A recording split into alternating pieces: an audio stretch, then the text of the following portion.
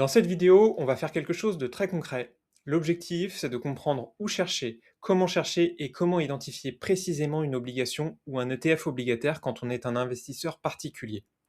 Autrement dit, je veux investir dans les obligations, je sais à peu près ce que je veux, allocation, pays, maturité. Très bien, et ensuite? Est-ce que je dois passer par ma banque? Est-ce que je dois contacter un conseiller privé? Est-ce que je peux faire mes recherches moi-même? Et si oui, sur quel site et avec quels outils?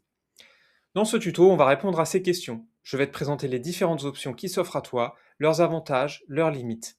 À la fin de cette vidéo, tu dois être capable de savoir où chercher une obligation ou un ETF obligataire, comprendre quel outil utiliser selon ton besoin, et identifier un produit précis jusqu'à son code ISIN. Mais avant d'ouvrir un site ou une plateforme, il y a une étape essentielle. Clarifier ce que tu cherches vraiment. C'est ce qu'on va voir tout de suite. Avant de te montrer concrètement où chercher des obligations, je veux juste faire une mise au point rapide. Dans la masterclass, on a passé pas mal de temps à poser le cadre. Ici, je ne vais pas tout réexpliquer. Je veux simplement te rappeler les grands repères que tu es censé avoir en tête à ce stade. Première chose, ton objectif. Est-ce que tu cherches une brique défensive de long terme pour équilibrer ton portefeuille, ou est-ce que tu cherches à placer de l'argent avec une échéance précise dans quelques années? Deuxième point, ta sensibilité au risque de taux, donc à la durée. Est-ce que tu es à l'aise avec de la volatilité ou est-ce que tu préfères quelque chose de plus stable, même si le rendement est plus modeste? Troisième repère, le pays et la devise. Dans quelle monnaie tu prêtes et surtout à quel état tu prêtes? Avec quel niveau de crédibilité institutionnelle et monétaire? Quatrième point, le type de support. Est-ce que tu veux une obligation individuelle, très précise mais plus contraignante, ou est-ce que tu préfères un ETF ou un fonds obligataire, plus simple et plus diversifié? Enfin, il y a un point très pratique qu'on va utiliser dans ce tuto. L'enveloppe dans laquelle tu investis. Compte titre, assurance vie ou autre. Pas pour parler de fiscalité ici, mais simplement parce que ça conditionne ce que tu peux réellement acheter. Si ces repères sont clairs pour toi, alors chercher une obligation devient beaucoup plus simple. Maintenant qu'on a posé ça, on peut passer à la question centrale. Quelles sont concrètement les solutions qui s'offrent à toi, en tant que particulier, pour trouver des obligations? En pratique, tu as trois grandes options. Il n'y en a pas une meilleure que les autres dans l'absolu, il y a surtout celle qui correspond à ton niveau d'autonomie et à ton besoin. Première option, tu passes par un intermédiaire humain. Ça peut être ton banquier, un conseiller en gestion de patrimoine ou un conseiller financier indépendant. En général, il te proposera surtout des fonds obligataires, parfois des fonds obligataires datés, plus rarement des obligations individuelles en direct. Pourquoi? Eh bien, parce que les fonds sont plus simples à gérer, c'est plus facile de diversifier de cette manière, et aussi, peut-être même surtout, parce qu'il peut se rémunérer dessus. Les avantages de passer par un humain, c'est que tu n'es pas seul face au choix. Le conseiller peut t'aider à choisir la durée, comprendre le risque, intégrer les obligations dans ton portefeuille global. C'est rassurant quand on débute, surtout quand on a zéro connaissance. Les inconvénients, eh bien, c'est que le conseiller n'est pas neutre par nature. Il travaille avec une gamme de produits donnés, sur laquelle lui ou la banque va toucher une rémunération. Autre inconvénient, tu n'as pas toujours une vision exhaustive du marché, et alors que tu dois être capable de comprendre ce que tu achètes et pas seulement faire confiance. Cette option est cohérente si tu veux être accompagné, mais ne délègue jamais complètement ta réflexion. Deuxième option, utiliser ton courtier s'il est différent de ta banque. Concrètement, selon l'enveloppe, tu as plusieurs options.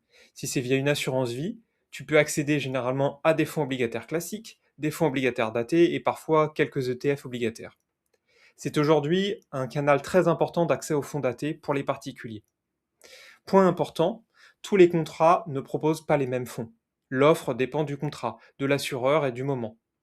Ici, le screener sera donc ton contrat. Ensuite vient un compte titre. Là, tu peux accéder à des ETF obligataires, des obligations individuelles cotées et certains fonds obligataires. Mais l'offre en obligations individuelles est souvent limitée, les tickets d'entrée peuvent être élevés et ce n'est pas toujours l'option la plus simple pour débuter. Ensuite, on a le plan épargne retraite. Le fonctionnement est l'approche de l'assurance vie. Donc on a accès à des fonds obligataires, parfois des fonds datés et avec une offre variable selon le contrat. Les avantages de passer, par son courtier, c'est que tu gardes la main, tu choisis ton enveloppe, assurance vie, compte titre ou PER, et tu peux avancer à ton rythme sans pression commerciale directe. Les inconvénients de passer par son courtier, c'est qu'il faut savoir quoi chercher, d'où ma masterclass sur les obligations pour t'aider à ce sujet.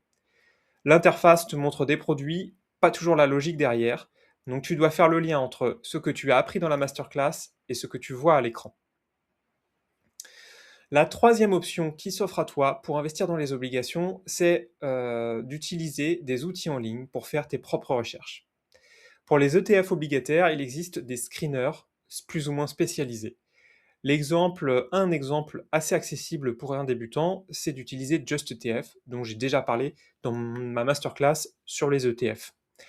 JustETF te permet de filtrer les obligations d'État, la zone géographique, la devise, la maturité approximative, etc.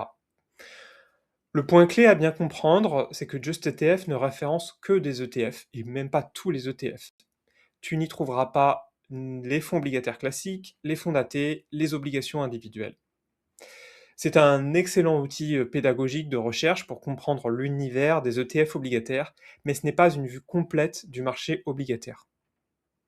Pour les obligations individuelles, il existe des outils professionnels ou des bases accessibles via certains courtiers. Mais ce n'est pas toujours simple, ni très lisible pour un débutant, ni exhaustif selon les plateformes. C'est rarement, du coup, la première porte d'entrée que l'on peut recommander pour commencer. L'avantage des screeners, c'est que tu as pour le coup une autonomie totale, une vision assez exhaustive des critères de chaque obligation, et ce sont de très bons outils d'apprentissage pour faire les choses par toi-même. Les inconvénients, c'est que chaque screener couvre un périmètre limité. Aucun outil unique ne couvre, à ma connaissance, au moment où j'enregistre cette vidéo en février 2026, les ETF, plus les fonds datés, plus les obligations en direct. Il faut savoir ce que tu cherches avant de chercher. Au final, il n'y a pas une bonne façon de trouver des obligations, il y a ton niveau d'autonomie, ton enveloppe d'investissement et le type d'obligation que tu veux utiliser.